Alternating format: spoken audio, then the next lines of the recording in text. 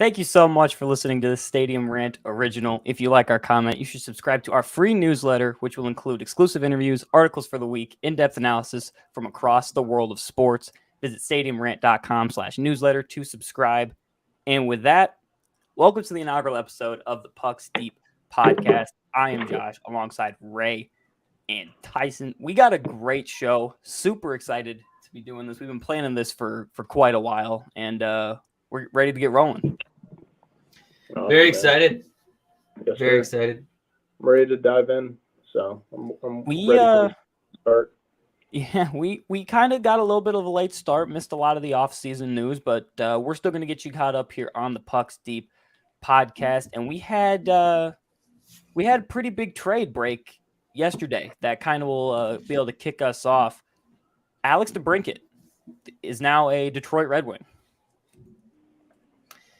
I kind of talked about that in my latest article, how, Ottawa needed to move off of him because he wasn't willing to re-sign. And it just was such a fit for Detroit. He was going to re-sign there and everything. He's from there. They need a sniper. Detroit really doesn't have a lot of things. And I was ready to crown them as one of the worst off seasons I've seen in the last few years. But after what they got in return, or what they had to give up in return for Alex DeBrincat, it was pennies. So I think it's a great trade for Detroit. Good job, Stevie Y, again. Yeah, same here. So it looks like they traded Debrincat, and the Sens acquired Dominic Kubalik, Donovan Sabrengo. I'm not too familiar with him. I don't know. He's got a cool last name though. Yeah, Sabrengo. Sabrengo down the wing. A first-round pick and a fourth-round pick. Like you said, I think it's a good pickup for Detroit. I think Debrincat I personally think he underperformed last year. I think he would have more of a spotlight in Detroit, so he'll be the number one guy on the team. So yeah, it's interesting. Yeah, it's interesting with Detroit how they had such a weird offseason, bringing in all of these older veteran guys on these terrible contracts when they needed a legit number one first-line goal scorer to pair with Larkin and Raymond. And DeBrincat had a down year in Ottawa last year. He's a perennial 35, 40 goal scorer, only had like 60-some points last year.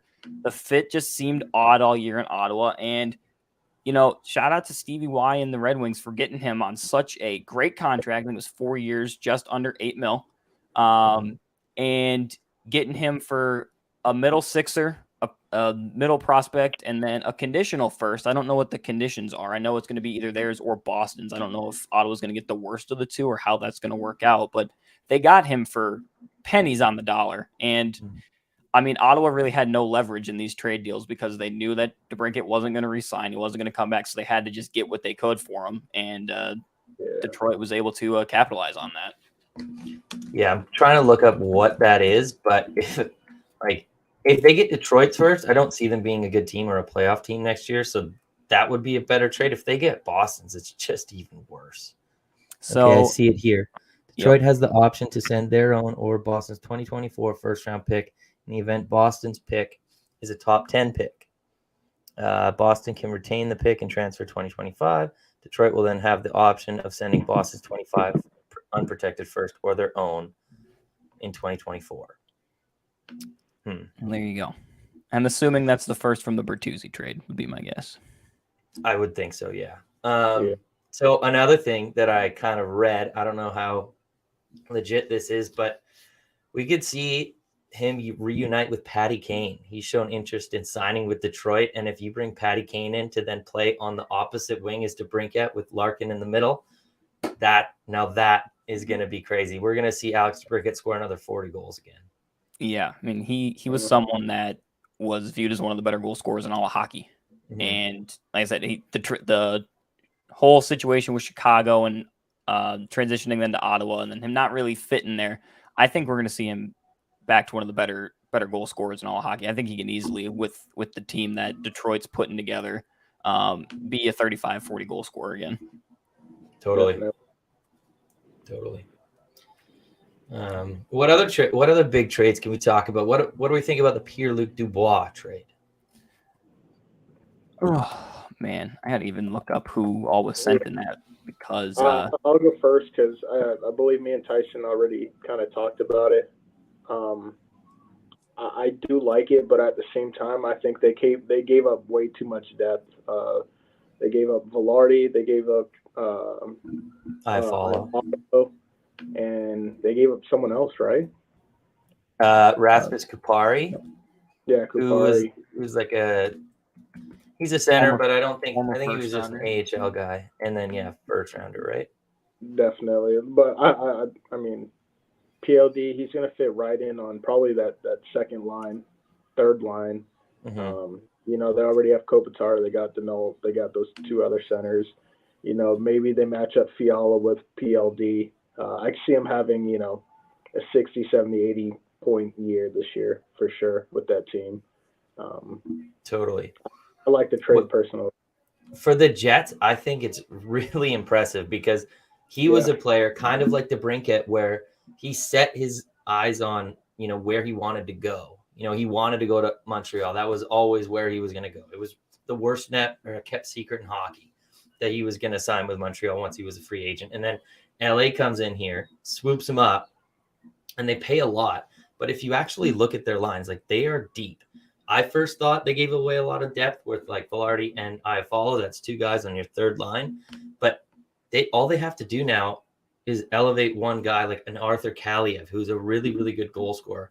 And you can put him on that line with Dubois, and who's the power forward, and then Fiala, who's the playmaker, and then Kaliev can score all the goals. So I think they're in a much better situation than I initially thought, but still a lot to pay. And they have to be the deepest center core in the league, no?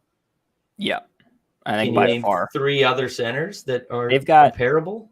Not only that, but they've got 3 guys that all can play 200 feet. And they can do, Kopitar is one of the best 200-foot centermen in the entire league. Great on and off the puck, offensive and defensive, super smart player. And Denault was a lockdown defender, just a year or two ago at the center position too. So, it's crazy. And they've got the goal scorers to complement them as well, like Fiala. I think Arvidsson's going to have another good year after he's come back from the injury 2 years ago. But I'm looking at this from Winnipeg's perspective. And like you mentioned, they got a haul for a guy that didn't want to be there. I think Velarde is a really good player that could get top 6 minutes for them and develop into a really solid player. And then they got a draft pick out of it, which is important for them. I think that they're going to be a team over the next 6 to 9 months that's going to really start selling off the majority of their core and enter kind of like a short retool rebuild where I think you're, like I said, there's a bunch of stuff going on with Hellebuck right now, and if they're going to move him, I think Scheifele wants out. So they've got some names that I think they can really turn into assets and turn things around in Winnipeg fairly quickly. And I think PLD being the first part of that, being able to get a haul for him, was a good job by Winnipeg. Totally. And like they got a couple good prospects still. Like Perfetti was sick last year. He was playing in the top 6, and then Brad Lambert, they got 30th in I think the 2021 draft, and he was projected to go first that year and then really fell off. So the potential's there. One thing that I read, I think Hellebuck already said that he's out, like he's not interested in re-signing, which is fair. You got to move him for some assets, but I think they're going to take another run at Scheifele and, maybe offer him the C and be like, hey, look, like we got all these assets. Like we're kind of turning things around. Like maybe you want to stay. Definitely going to be interesting for sure in Winnipeg. I do want to touch on a very interesting situation that kind of happened over the last couple of days, and that was Filip Zadina with Detroit. We talked about Debrincat. Zadina, former top 10 pick in the 2018 draft, signed a contract worth just north of $4 million, but just last offseason. And then he was placed on unconditional waivers, and he signed with the Sharks today. I kind of wanted to get y'all's take on what happened with him in Detroit and then where his fit is, in a very poor rebuilding San Jose Shark team. Well, I don't really know what happened there. Like, I guess he just didn't develop in Detroit, and I don't know about their development staff. Like, are they legit? Because they've had some pretty good prospects outside of Mo Sider that haven't really, reached their potential yet. So maybe it's something going on internally there. But for San Jose, like, costs you nothing. He signs for 1.1 million. They're rebuilding. They're going to give him all the opportunity they can in like a top 6, maybe middle 6 role to kind of see what he's got still left in the tank. And it's a win-win for them. If he hits, then they can lock him up again next year. And if not, then he's gone. It's only 1 year. So I think it's a great move for San Jose. Yeah, I agree. I did not see that one at all, but I'm trying to look into it now. Mm-hmm. You said it was Maroon, right? Who was it? The what? The player that got traded from Detroit? It wasn't a trade. It was just a signing. Oh, it was a signing? Yeah, Mm-hmm. I completely missed that one. Yeah. So I'm trying to look into it now. Yeah, it's interesting because it's I don't know about you guys, but if I was offered $4.5 million or whatever the contract was that he had in Detroit, and all I had to do was be an AHLer, I would just sit there and I'll take the money. But for Zadina, he's a guy that went to Stevie Y, went to the Detroit Red Wings organization. It was like, I don't want, if I'm not going to get big time minutes, if you're not going to, bring me up to the NHL, I want to get released because his contract was terminated. No one claimed him on waivers because they didn't want him at that number because he just hasn't produced. But he left that money on the table and he had his contract terminated and was able to sign to San Jose for 1.1. I think it's a win. I think it's a win-win for both. Like I said, like you mentioned with San Jose, like they signed him for nothing and they've got plenty of cap space to work with anyways. Assuming Carlson's going to get dealt. So 1.1 is nothing. He's going to get probably at the very least middle 6 minutes in San Jose. He will get a chance to show the rest of the league if he's got it or not. And if he does, then he's going to get a payday next year in free agency when the cap's going up. And if he doesn't pan out, San Jose he's gone at the end of the year, and Detroit then made the right decision by cutting him loose. So I think it's good for all parties involved. He's still a super young player. Was just drafted in 2018. He's 23. I know when you don't break into the league at 2021, like a lot of people will call you a bust, but some of these guys take some time to develop. He's 23 years old. I don't think it's a question of skill with him. I think he's got talent. I think he just needs the reps and the opportunity on ice to be able to, show what he can do. And I think San Jose is a good spot for it. Yeah. Well, I could kind of see him having like that same Jacob Rana issue where, wasn't so effective on Detroit, ended up, getting traded or picked up by the Blues and just had a really good season. Josh loves hearing that. I'm very happy about that one as a Blues fan. He's looking really good right now. Yeah. Something I'm happy about with Detroit is how they took Zadina and they let Quinn Hughes fall to the next pick to my Vancouver Canucks. Yeah, that draft that had Brady that went 5 and then Quinn Hughes the pick right after Zadina. Can you imagine Quinn Hughes and Mo Sider on the same defensive core? That'd be insane. That'd be crazy. Something to kind of just add because we're on the Sharks, very, very small, but Anthony Duclair also got traded to the Sharks. I think he can be a top 6 winger on that team, so I could see him definitely producing. He was great. I don't see San Jose being, any good, but I think it's a good team for him to shine. I think it's going to be great for the Sharks when he puts up over a point per game on a team that doesn't have a lot of goal scorers, and then he is dealt at the trade deadline to a contender, and San Jose is going to get a decent haul for him. Very weird for Florida. I know they had to shed cap to help out their decor with both Montour and Ekblad going to be injured into the start of the season next year, but they traded Duclair, who I think was underutilized in Florida. Obviously, he had some injuries and all that stuff. He's a guy that can play top 6 minutes. And then they used that cap space on OEL and Dmitry Kulikov. So it's very, very interesting for Florida, to say the least. I'd rather have Duclair. So would I. I also thought they were going to try, I thought that Calgary was going to take a run at him because that's he played on a wing with Huberdeau when just the season before last, where Huberdeau had that career year where he was second in points, 115. and then he really fell off in Calgary. So what better way to, kind of rejuvenate your star that you just paid $11 million to? I have a lot to say about Calgary later on in the show. Trust me. Yeah, that's good. When we get started then.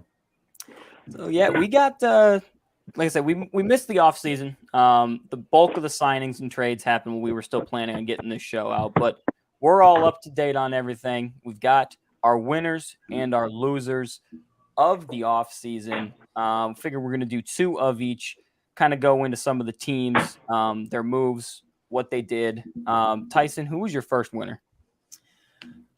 So kind of a controversial one, and it's one that it was just one move that really set it over the top. And it's going to be the Columbus Blue Jackets for me. I think they did really well. Just who fell to them in the draft? Adam Fantilli. He was projected to go second. He was kind of a no-miss prospect to me. And I know Leo Carlsson's a great prospect as well. I think he's more NHL ready than Adam Fantilli, even though like they're both neck and neck. Like I would say they're pretty equal. But to get Fantilli, and you could tell they were so excited about him, like constantly tweeting about him and like putting him, and they signed him like the next day or the day after the draft. Like, great, like crazy excitement. And I think like he could play first line in between Laine and Gaudreau starting next year. So I think that was a great, I wouldn't say great move because it kind of fell into their lap, but obviously they couldn't miss there. So they get their number 1 center for nothing. And then I also kind of their moves that they made, like Provorov. He was a number 1 defenseman in Philly all those years back, and kind of not really taking any risk on taking him on, just taking on his contract, which I think only has 1 or 2 years left. So, again, if that doesn't work out, they can just ship him off. And then the Severson trade, locking him up. He was going to be probably the number 1 right-handed defenseman on the market, if not the number 1 defenseman of all defensemen on the market. So getting him locked up to add to their great decor with Werenski, and then the 2 guys coming up, David Jiricek and I can't say Mateyuk. Something like that. Yeah, starts with an M. Metin Mateyuk. Yeah, I know exactly what you're talking about. And then also they got Balkvist, who was in that same draft with Zadina and Quentin Hughes. Mm-hmm. I think they got something cooking there, and they kind of give me Nashville vibes, how they build from the back end out. And they've also got Cole Sillinger, Kent Johnson. I think they could be a dark horse to make the playoffs with all the moves they made this offseason, and that's why they're a winner for me.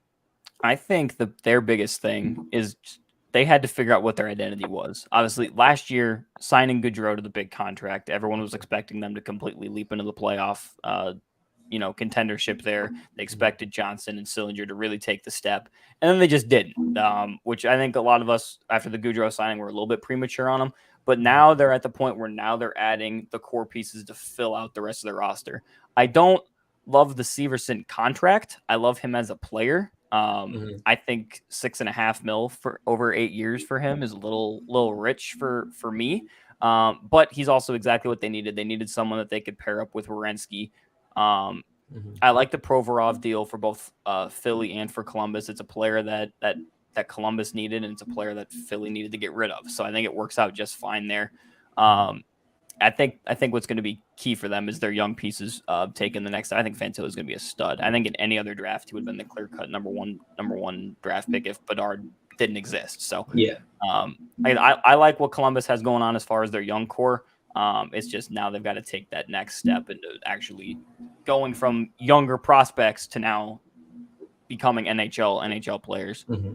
Well, with the offseason moves this year, the Metro is completely wide open, I think, outside of the top 2, Carolina, New Jersey. So why can't Columbus slide into the 3 or even take a wild card spot? Yeah, absolutely. You mentioned it. I've got Carolina as my number 1 winner, and it's crazy to me just how they continue to add.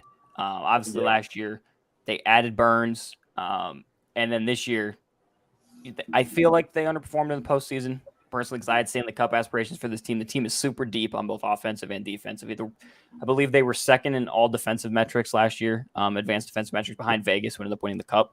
And then they went and they added Dmitry Orlov, and then they get more scoring forward depth, Michael Bunting. They're able to keep Brett Pesce, They were able to re-sign both their goaltenders, and they're linked to Vladimir Tarasenko. This team is incredibly deep. They're incredibly talented. They're going to have some contract stuff to figure out. I believe Aho and Svetch are both due contract extension in the next year or two. But they're entering a window where they are the team in the Eastern Conference. And I know Michael Bunting had a rough last year with Toronto. He soured a lot of fans of the Maple Leafs because he just didn't produce. He wasn't this big point getter that they expect him to be with Matthews and Nylander and Tavares and all the guys there. But I think that at the dollar mark that they got him, I believe it was, I had to pull it up again, but I think 4.15 or something like that. I think it was under 5 over 4 years. I like the value. He's going to be, middle sixer for them. Give you good minutes. Orlov adding defense on top of, again, what already was one of the best, if not the best defensive core in the entire league. And then they did it without having to shed any cap from anyone else. They're continuing to add, like I said, obviously the whole Vladimir Tarasenko thing was really weird because it reported that he signed and then he didn't sign and then he fired his agent and signed with a new agent. So now he's starting completely from scratch. But if they can somehow add him to an already deep team, for sure, they're absolutely one of my cup favorites for sure. And the fact that they were able to add is incredible. Well, they're not done adding, I don't think. Like, they're also linked to Erik Karlsson, but I don't understand why you do that. Like, you saw that Brent Burns and Erik Karlsson couldn't work together in San Jose. That's why you had to move on from one of them. Why would you then bring on Erik Karlsson? I know he won the Norris last year, but do you think he's really going to repeat that production with Burns there, where he kind of didn't live up to that 11 million? I'm not sure. They're both very similar. They're similar, but not similar. Offensively, offensively, 100%. Defensively, not so much. I'll take Burns defensively. So 100%. One thing to say about Carolina, I just don't think you can win a cup with Kotkaniemi as your second line center. He's not developed into that. He hasn't shown anything to make it seem like he is capable of being a second line center in this league. So they got to do something there. They got to address that. And I think addressing that before going after Tarasenko is more important. I can definitely agree with that. Yeah. Someone else I think, had a really good offseason. We haven't talked about it, is the Devils. Obviously they picked up Toffoli. I believe they did sign Timo to a nice contract and Bratt as well, right? Yep. Unfortunately they got rid of Miles Wood. They also got rid of, like we said, Severson and Blackwood, and Graves. Yeah, and Graves. So they lost a couple D-men, which I'm sure they'll pick up some vets around the way. But that top 6, that top 9 is just stacked to me. And we saw what they're able to do last year. I think they'll do the same. Toffoli had a really, really good season with Calgary as well. So he'll be on that top line, I would say. Yeah, well, I mean, just to go on to their decor, they lost Graves and Severson, so I guess they lose a little bit of defensive, but they have Simone Nemec and Luke Hughes coming. Luke Hughes is already going to play next year. I'm not sure about Nemec, but that could be 2 in-house replacements that you don't need to go outsource, right? And they're making league minimum. So they could be so scary. I'm looking at their top 6 right now: Meyer, Heischer, Mercer, Bratt, Hughes, and Toffoli. That's scary.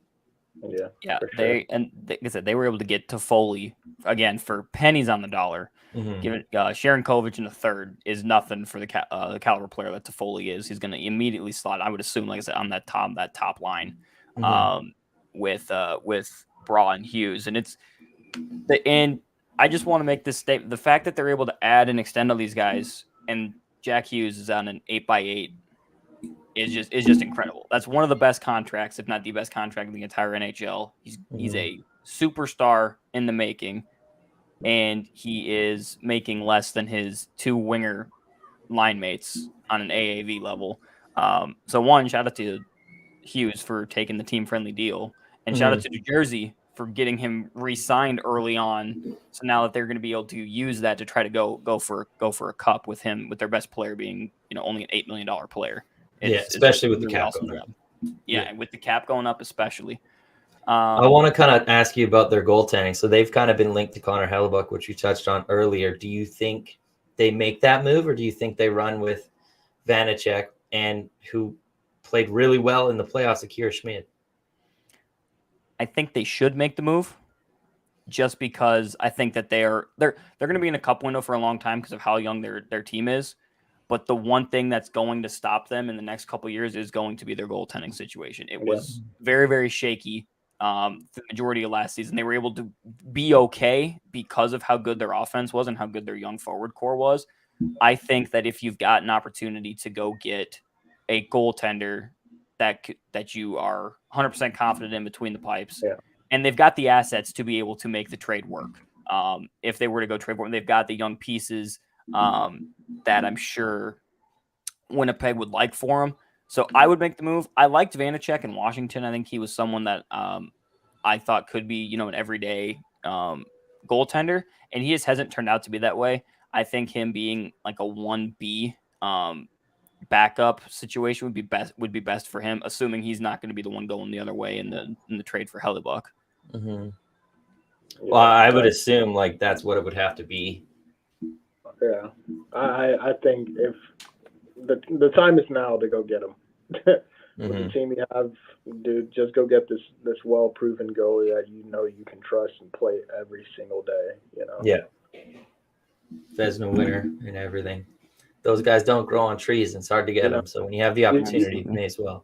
He's not Bob, but he's close to it. Right? Well, we'll see Bob in the regular season how he does. Yeah, I know. Absolutely. We touched on the Toffoli trade with New Jersey. I'm gonna get into my first loser, which is the team that traded away Tyler Toffoli, and that's the Calgary Flames. And this is a team that's been kind of in turmoil the last 16 months. They obviously had Gaudreau walk. They had the Matthew Tkachuk trade, which they got a pretty decent return for. At the time on paper, looked like a really good return, right? And then those two players, Uyghur and Huberdeau, that they got in that deal, didn't perform to standards. I think part of it was Uyghur battled some injuries. Huberdeau just didn't have a great line mate fit. Like, it was very weird. But then this year, they've got Toffoli doesn't want to be in there. Lindholm doesn't want to sign an extension.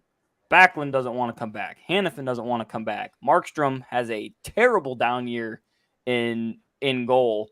And they're kind of they get rid of Treliving, get rid of Sutter. Like, they're a mess. And I think that this was the offseason for them to truly find an identity of cut these guys that are on these contracts that are going to be expiring next year or at the end of this season, go into a rebuild, get a bunch of assets to where you can then you're going to suck the next year or two. It's fine when you enter in a new arena in 2-3 years. You'll have all these young pieces and assets that you're going to get for all these NHL level players that will then be ready to compete. And they just didn't do that. They didn't get hardly anything for Toffoli, which I think was a leverage situation and a contract situation, but they still have Lindholm on their roster. They still have Hanifin on their roster. They still have Backlund on their roster. At some point, they've got to, and then they've got the contracts of Huberdeau, Uyghur, and Kadri that they all gave out last year. So for me, I think it was a tone-setting offseason for them. And like I said, I don't think they're done. I'm assuming that Hanifin and Lindholm both could be deadline trade pieces if they fall out of contention. But I think for them, this was a must offseason to get as much assets as they could for some of these guys. And I just think that they failed to do that. 100%. Yeah. So something I heard is that like Toffoli and Backlund didn't want out. Like Hanifin was the first one to say he wasn't going to resign. Like, you could trade me now if you want to, maximize my value or whatever. They asked Lindholm what his opinion was, and they're still waiting, I think, to this day on his answer, whether he wants to sign that extension that they offered him or not. And Toffoli and Backlund were kind of in no man's land. They didn't hear from them at all. They're like, yeah, we're just waiting on him to decide your future. And then they didn't like that. So they're like, okay, well, especially for Backlund. Like, he's been there his whole career. Like, teammates were complaining that he didn't get the C, like he deserved it and everything. And I think he was a little bit upset about that as well. So now he's like, okay, well, if you're not going to prioritize me, why am I going to stay here? So they kind of shot themselves in the foot with that. For Toffoli, I kind of understand more because, you know, he's on a 1-year deal. He's kind of a vet. He hasn't been there that long. So it was easier to cut the cord there. But yeah, I think they really dropped the ball with Backlund. My loser, if we have nothing else to say about the Flames, I'm going to say the Ducks. Mostly because, well, Leo Carlson, I don't want to talk shit about Leo Carlson. Like, he's a good player. I think he's going to be great. I think they should have gone Adam Fantilli. He's kind of the no-miss prospect. But some of their signings they gave out was just so weird. It doesn't make sense to me. Like, you give Alex Killorn 4 years, 6.25 for an Asian guy. I think he's going to be 37 or 38 by the time the contract's done. That makes no sense. Like, he doesn't fit your window. And then also Radko Gudas. Yes, he's great. He was good in the playoffs. We all saw that. But 3 years times $4 million? Like, that's too much. And like, these guys, it doesn't fit their window at all. Like, you might be able to compete in the next 2 years, but you're overpaying these guys. And now you have to sign Zegers to a new contract, Troy Terry. Now you're going to be up against the cap pretty quick here. So it just didn't make sense to me. They should have signed with contenders. And that Alex Killorn contract, I'm sorry, like, he might have been a good role player on Tampa. He's not worth that at all. Like, you pay a star second line center that money who can actually provide offense. He's more of like a facilitator. Definitely. Yeah. So that's why I don't like it. What do you guys think? I think that that you hit it right on the head. I think that the players that they signed are good players. It doesn't fit what Anaheim should be trying to do at all. And I feel like the signings they made last year with Vetrano and Strome, I still didn't get those either, but it made sense because they're younger players. The AAV on those contracts wasn't as much.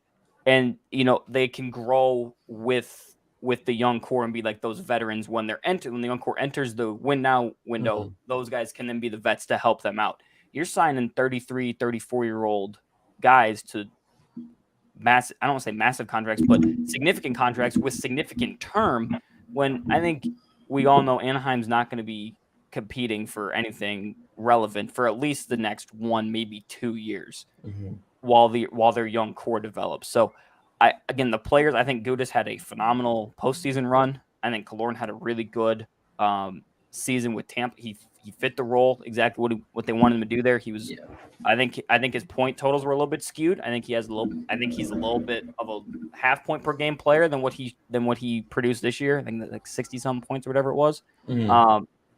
But it doesn't fit the window. I completely agree with you. They needed to be going after these younger guys. I thought they could have been a spot for Zadina, personally. Go out, young guy, see what he can do. If he's great, you find yourself a guy that can, again, grow with the young core on the team. Mm-hmm. And they still haven't signed Troy Terry, who's going to arbitration. So I think that's another issue where they weren't able to lock him up with term. So they're going to have to revisit it again next year. I think it was a complete mess for them. I completely agree. Another thing, like with Gibson, like there's been rumors of him getting traded for so long, and then now, like he said, no, like I'll stay. Terrible. Yeah, like I'll stay, and then now he wants out. But this is one of his worst seasons ever. Like he saw so many pucks. I remember betting on everyone against Anaheim for shots on goal, and like you're just gonna get a lot less for him now. I honestly think if he goes to a contending team, he would actually be really solid because he's not a bad goalie. He just sees 40, 50 shots a game. I mean, the issue is, even if he goes to a contending team, a contender doesn't have the cap space. I don't even think they want to take him at the if Anaheim were to retain 50%. I don't think anyone want to take him at the $3.5 cap hit he'd be at, or $3 million cap hit. After he hasn't been a consistently decent goaltender in 2 to 3 seasons now. So if you're trading for him, you're trading for him to revert back to the player that he was 3 seasons ago, and that just might not be possible for him. Right. He is good though. If you put him in front of a good defense core, like he's good. One team I kind of want to talk about. I don't know if it's a loser, but it damn sure ain't a winner. But the Bruins, they traded. They had chances to resign. Well, they do have money issues. They let Orlov go. They let Bertuzzi go. They signed Milan Lucic. I'm like, okay, you know. I think that was a more feel-good signing than anything. Just reunite him back with the team. And Bergeron, did he say he was done? Not yet. Not yet, but I think it's him and you saw him after that overtime crying, hugging his teammates. Like, it's written on the wall. Taylor Hall's gone as well to the Blackhawks. So they did lose, a little bit of depth. I mean, if they lose, their captain too, they're in some trouble for sure. I liked the Geeky signing and I liked the Shattenkirk signing for what they paid for him, because they got him for I think $1 million each, or I think Geeky was like maybe 1.5 or 2 mil. Those are good signings, but they remind me of like what like the LeBron James NBA teams do. They got these guys taking up all these cap hits, and they're going to bring a bunch of these aging veterans for minimums. Yeah. They brought in Lucic. They brought in JVR. All these guys that haven't been anything in 5 years, throw them $1 million just to be a third, fourth liner. But yeah, I think Boston's kind of screwed over the next year or two. They don't have a great prospect pool. Their core is aging and gone. Like they're going to be in significant trouble in the next probably year or two. We're going to be looking at them as potential perennial top 5, top 10 in the draft for a while. Lottery picks. I got a question for you guys. What do you guys think of the Maple Leafs off season so far? I don't know. That's kind of how I feel. I don't know. I like some of their signings, but they're just kind of like replacing guys that they lost this year. Like, you replace Bertuzzi with Bunting, which is an upgrade for sure. Then you replace Domi with O'Reilly, downgrade. And then like they brought in Klingberg, who's kind of washed now. Like he's not what he used to be in Dallas. Like, I don't know. Like it's okay. I think that Sandin trade for Eric Gustafsson, who they've already lost, is going to bite them in the ass. It's so bad. I hated it when they made it, and I hate it now. I think Sandin's going to be a consistent top 4 D man that's got power play and penalty kill special teams ability for years. I'm kind of with you. I think that this was the offseason, like for Calgary, this was the offseason for Toronto to make something happen. Ship off. I personally would have shipped off Marner just because I think you could have gotten a haul for him. And now he's in his no move clause because it's past July 1st. So you're stuck with it, which is fine. There are worse things to be in the world than be stuck with Mitch Marner on your team. Yeah. But now you've pissed off Nylander, who wants 10 mil. He ain't gonna get 10 mil. So now you've got to figure out if you're gonna give him a contract, what's his dollar amount going to be, and if you're not, you got to find a trade partner for him after the offseason where no one's got cap space other than bottom feeding teams. And then you've obviously got to re-sign Matthews at the end of the year. He's going to be up for an extension. You've got to get that done. I feel indifferent. I feel like it's the same cycle that they've gone through the last 4 or 5 off seasons, where we're going to hear all fall long when the season starts that this is going to be the year Toronto does something. This is the year that Toronto makes a run, and then it just doesn't happen. And I like the Bertuzzi move. I think Bertuzzi's a really good player. I feel like Detroit missed him pretty heavily and mismanaged his situation when they dealt him. And I think Boston should have just paid him. So I think he's going to fit right in. But again, it's a 1-year deal. So you're going to have to, again, cycle back next offseason. If he's producing, you got to either make the cap space for him or you're going to lose him for nothing. And you're going to be replacing him with another supplemental player. So I feel like they're in the same cycle. I don't like that they kept Sheldon Keefe on the bench. I think he should have been fired. So I'm indifferent with them. They've got 2 of the best goal scorers in the league with Matthews and Marner, so they're going to be fine. But they didn't do anything to push up to that Stanley Cup contender that most of the media has been saying they've been for the last 3-4 years, and they just haven't. They finally won a playoff game. Round, yeah, finally. Jesus. Round, yeah. You would rather move Marner. Why? I think you could have gotten the most value for him, and I don't like paying nearly $11 million for a winger. Mm-hmm. Yeah, so that asking price even with the cap going up, because now you're going to have to. I feel like because Marner's making 11, Matthews has to take somewhat of a discount than what he's worth in order to make them both fit in the cap. And again, I think you could have gotten a haul for him. I just think that they would have been able to get a lot for him. And again, I'm not saying that you actively shop Mitch Marner, like I have to get rid of him, but I don't even think they listened. And I think that they should have listened to a desperate enough team that would have given them a haul for him, and you would have been cleared of $11.5 million over the next couple years for a winger. I just think that's a lot for a winger to be paid. Again, he kills penalties, he does special teams, so like I guess that helps, but he's out scoring Matthews every year. Like he's probably their best offensive forward. I like Marner better than Matthews. That's a hot take, but interesting. I think Matthews is going to bounce back big time this year.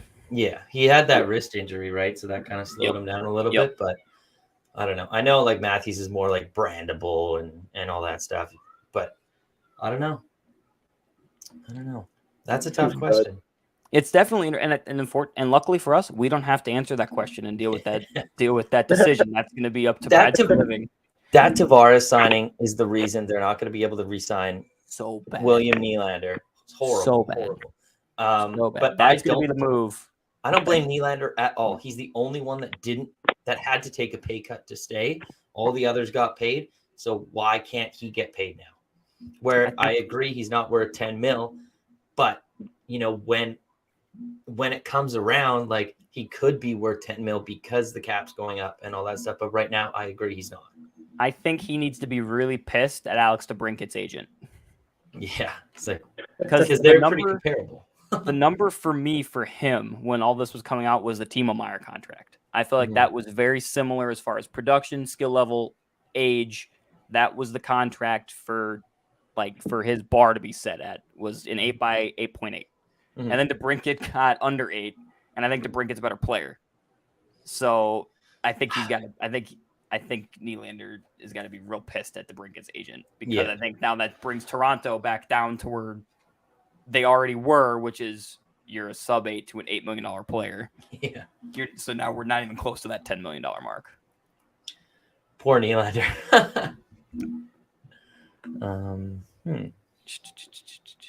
Let's see. Sorry, off topic. Spin. Did you just see Adley Rutschman just now? No, I can't watch it. Oh my. Yeah, never mind.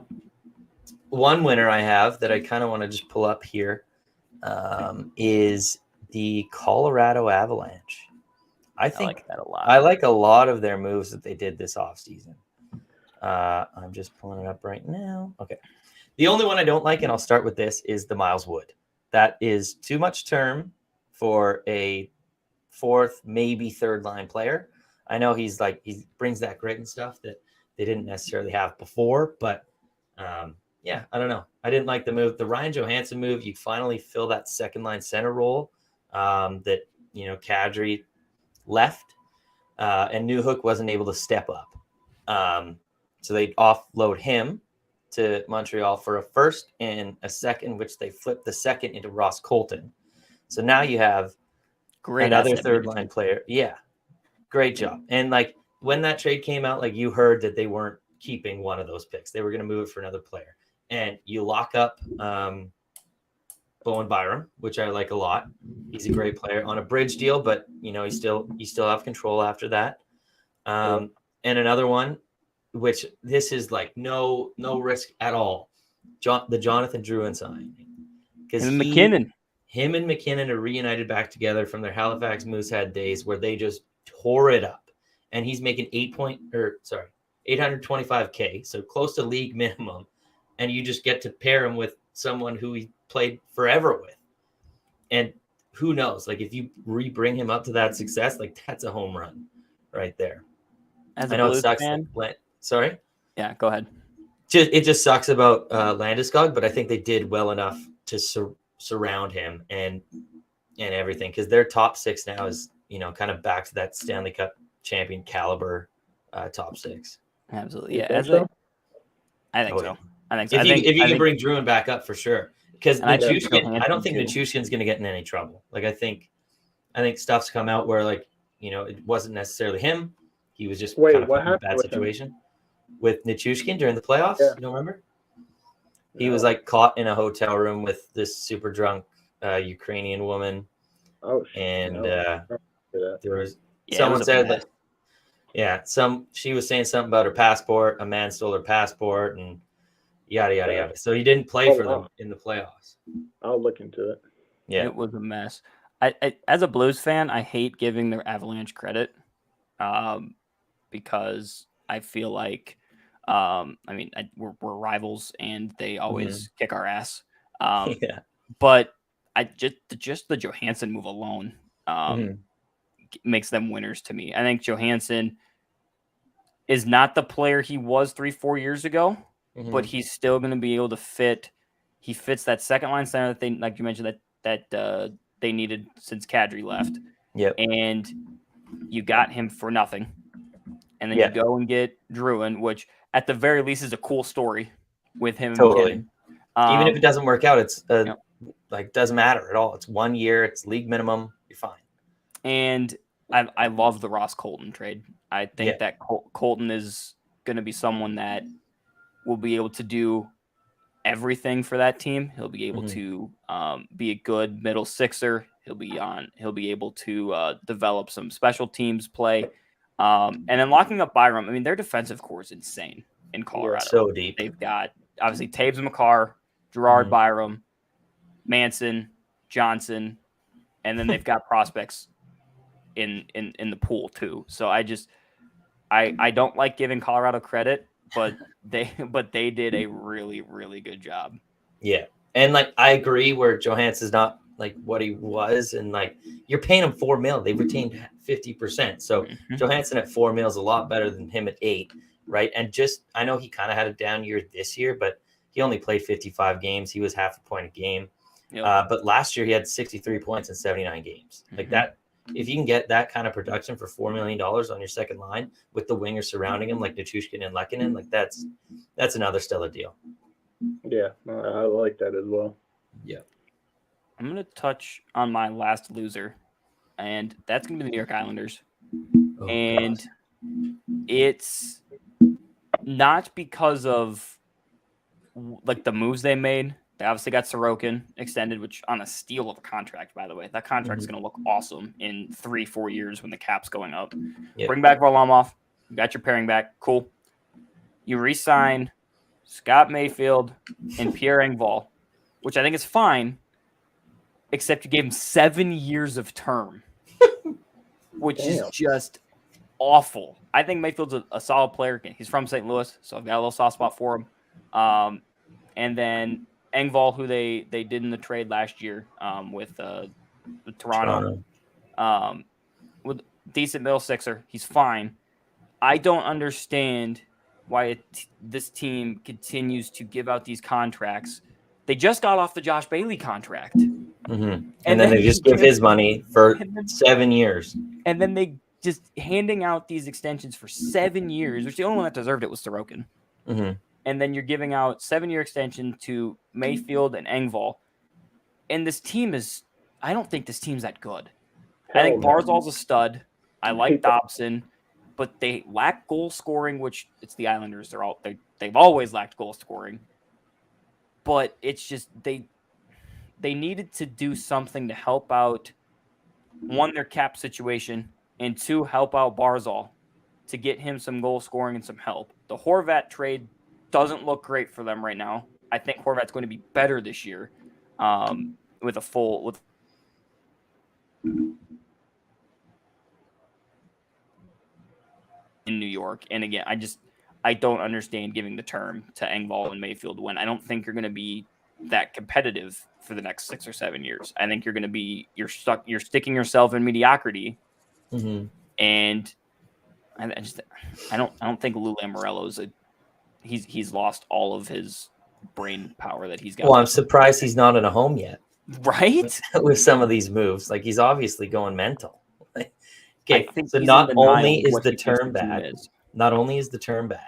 but they both have no trade clauses. Yeah.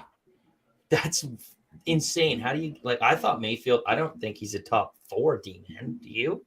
I don't think he's that caliber. So you're paying a bottom pairing defenseman $3.5 million for 7 years with a no trade. Horrible deal. And then Engvall, he's a good penalty killer, and you're giving him the same.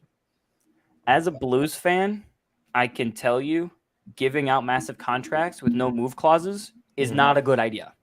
Because we're facing the same situation where we've got 4 of our top 5 highest paid defensemen all have no move clauses, and we're in cap hell that needs to get rid of these defensemen.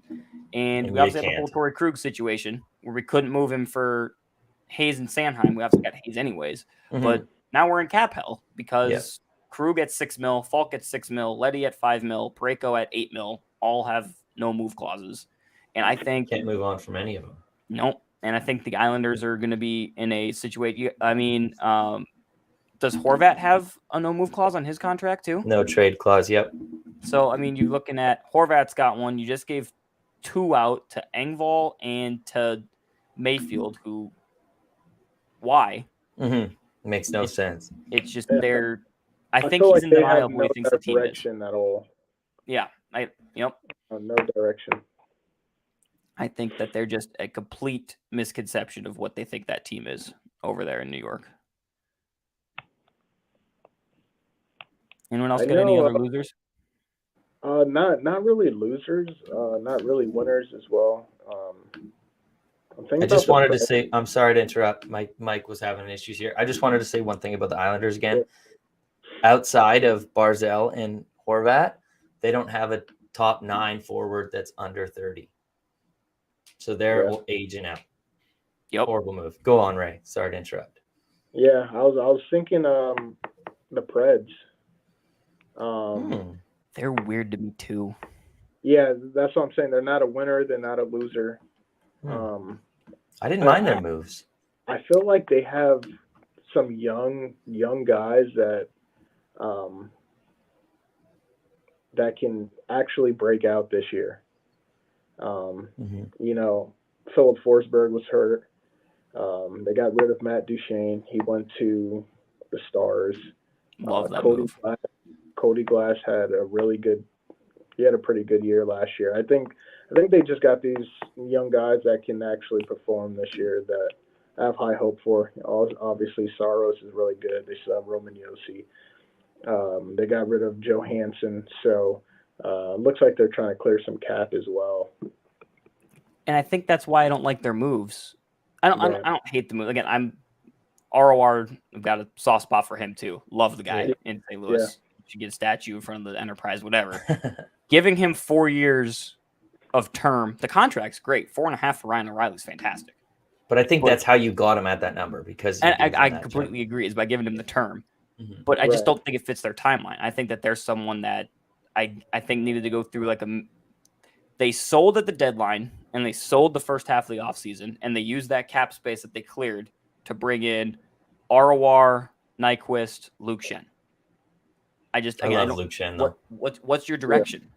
Yeah. What's your direction? I think they're trying to bring in veterans just to surround around their younger guys.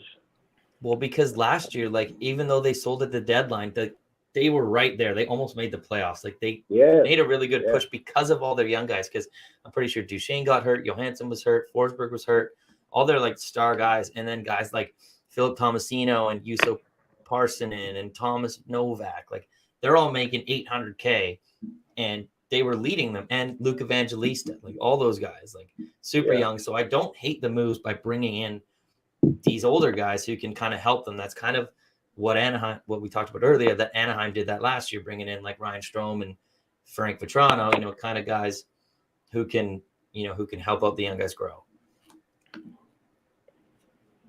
So I don't mind the move. And Luke Schenn, I loved him at Vancouver, but at 2.75, it's a little much for what he was. Like he really benefited, I think, from playing with Quinn Hughes. He kind of, all he had to do was pass the puck to Quinn and, kind of play defensively. But I mean, he got pretty much a $2 million raise. So that sounds pretty good to me. Yeah, like I said, I don't hate the players that they brought in. I just don't. I don't understand giving them the term and the contracts that they did. I guess that's my gripe. If they were on 1 or 2 year deals, I would be cool with it because it would fit. Get the young guys, build the culture for the young guys to then carry on. It's weird. It's weird for me. I don't think the 4.5 for O'Reilly's going to kill you though. No, it's not. It's not at all. I think that's great value for what ROR brings. I don't think he is the same caliber player he was 2-3 years ago.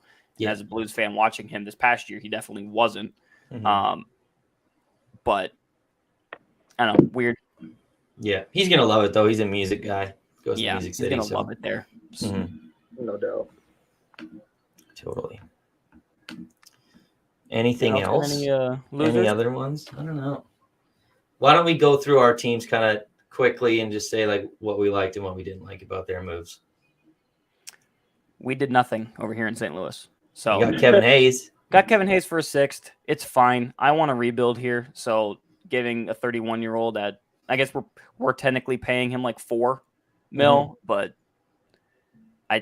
it's a weird move. You got him for a 6th, so it's fine. I wanted them to move off I wanted them to either move off one of their big 4 defensemen to clear cap, or use you tried. Did. Or use one of their first-round picks or 2 of them to like go get like a younger goal scorer, and they didn't do that. I love the prospects we drafted. I think Dvorsky is going to be a stud. I like Theo Lindstein a bit, so I think they did a good job in the draft. With them being cap strapped, it was so hard to have expectations for them other than trying to trade 1 or 2 of their pieces. Yeah, and they weren't able to do that, so it was fine. They're rolling back the same team. I think Vrana is going to be awesome for us next year. He looked awesome in the 20-some games that he played since coming over from Detroit. So I think those were our offseason acquisitions: Kapanen, Blais, Vrana. Just need the decor to get better. I'm just glad you guys did not trade Kyrou. I heard that about Philly. His name is getting floated around, so I thought it was like maybe Konechny you're getting back. I don't know, but if they traded Jordan Kyrou for Travis Konechny, I probably would find a new team to be a fan of. Burning the jerseys. Nothing against Konechny. I think Konechny's a fine player. Kyrou's got 40-goal potential, and I don't know. I agree. Vancouver. Oh man, what's not to like? We got a bunch of old defensemen. I don't know. I think the OEL buyout we needed to do, that was like really important. A year too late, in my opinion. Well, probably, but now instead of if we did it last year instead of 10 years, now it's 8 years. So I actually love it because we free up $8 million this year, and then next year when the cap goes up, it's only $2 million, and then farther down the line, I think years 3 and 4, it's like $4 million. But at that time, the cap's going to be up so high that you're not really going to see that big of a disadvantage as if you were to do it, a couple years beforehand. So I like that. Carson Soucy, he's a left shot D-man, so he's kind of just replacing OEL, but we'll see how he is in a top 4 role. He was only good. He was really good as a top 6er. Let's see if he can actually play the minutes up there. Ian Cole, he was the number 1 penalty killer, or was on PK1 for Stanley Cup winning Tampa Bay Lightning. So I think, and only 1 year, $3 million. I think he's kind of Luke Shen, where you could pair him with Quinn Hughes, let Quinn Hughes just go, and he could be like, the passer to Quinn Hughes and just take care of the defensive responsibilities. Teddy Bluger we signed. He's more of a fourth line center. We didn't really address third line center at all. So I don't know. Hopefully we can do that, but kind of a meh for Vancouver. Nothing too crazy. What about Florida? We touched slightly on it. We already talked about OEL. And see, I don't like OEL at Vancouver for that, but I like him as a flyer on a 1-year deal for $2 million in Florida, especially with those other guys being out. Yeah. He what? What's that? He's not worth 8. I'll pay him 2. I ain't gonna pay him 8. That's a good deal. I do like, we got rid of Duclair, but we got Evan Rodriguez pretty much to replace him, which I'm cool with that. We saw him till 4 years. Play center too. Yeah. What's that? Rodriguez can play center too, so he can float between both, which I think is awesome. Definitely, I could see him, second line guy. I love our D-men group. I'm glad they're, we're sticking with them. Montour, Ekblad, and last year you can ask Ben. I was not big on that Huberdeau, fucking Kachuk and Uyghur trade, and I was wrong. I think not Miami. Florida won the deal. Florida won the deal 100%. I mean, because Huberdeau and Uyghur did not. They didn't do anything special in Calgary this year, 100%. Yeah, absolutely. It just showed, that team's not a good fit for him. Honestly, I don't think so. Yeah, we'll see how he's like under someone that's not Daryl Sutter. Yeah. Yeah, definitely. True. But I think he's gonna bounce back. Yeah. Hopefully. All right. Well, I would like to thank everyone that tuned in. This was a lot of fun with our first episode of Pucks Deep. Make sure you guys tomorrow, Stadium Rant proudly presents its brand new flagship fantasy football show, Fantasy Rant. It's hosted by Dan Baker, Evan Gooding, and Mason Beck. Some of the smartest and well-prepared players in the game. They're going to go in-depth on average draft position, trade breakdowns, packages for those trades, and so much more. They want to try to help and add and build up the fantasy community you never knew that you needed. So make sure you guys check out their show every Tuesday at 7 p.m. Eastern Time. Make sure you guys check out our show, Pucks Deep, Mondays, 8 p.m. Eastern Time. 3 of us will be here breaking down some NHL stuff. Until next time, you guys have a good one. See you guys. Thanks.